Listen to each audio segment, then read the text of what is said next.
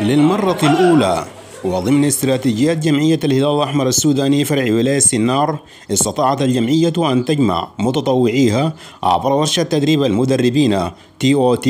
هذه الورشة هي ورشة يعني تنشيطية، معلومات جديدة، معلومات حديثة. احنا هنا في المزموم ممكن نقول جبنا كل المحليات، جبنا ولاية سنار كلها.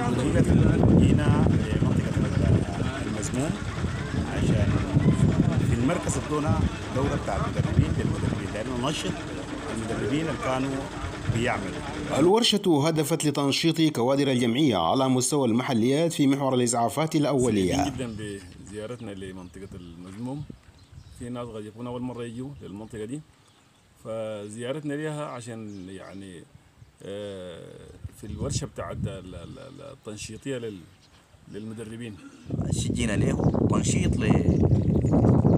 لمقرر. الحمد لله استفدنا منهم كثير، أستاذ معتز وأستاذ كندا ما قصروا معانا. وعلى صدى المجتمع المحلي، وجدت الورشة ترحيبا واسعا من المجتمع المحلي. إخواننا في الجمعية على مستوى الولاية اختيارهم المزموم كتكون مركز للتدريب، وافتكر انه ده عمل جليل وعمل كبير شديد. الشيء الذي ادى الورشة التفرد في نوعه، والحاجة دي بترجع للتنسيق والترتيب من قبل متطوعين الهلال الأحمر في وحدة المزموم. أشياء تعتبر إضافية هي جد لنا في جمعية الهلال الأحمر،